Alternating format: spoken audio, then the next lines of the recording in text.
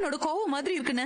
சின்ன தம்பி பாட்டுக்கு வீட்டுல தாலி இருக்குங்கிறான். அண்ணி, நீங்க சாமி விஷயத்துல எதையோ யோசிக்காம பண்ணிட்டு இருக்கீங்க. அதுக்கேத்த மாதிரிதான் இவன் உங்க கூட சேர்ந்து பேசிட்டு இருக்கான். அண்ணி, நான் சொல்றேன்னு தப்பா எடுத்துக்காதீங்க. இப்ப என்ன அவசரம்னு துளசிக்கு நாச்சியார் பரிவட்டம் எல்லாம் கட்ட சொன்னீங்க.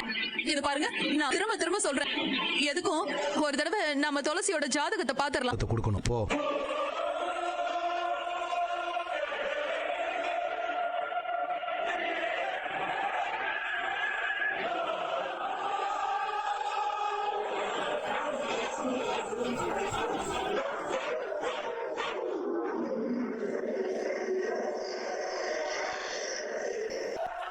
எங்கேயுமே தாலியை காணுமே. எதுக்காக இந்த குடும்பத்தை இப்படி சோதிக்கிற? இப்ப அந்த தாலி கிடைக்கலனா சின்னம்மாவோட ராசி தான் காரணம்னு ஊர்க்காரங்க பேசுவாங்க.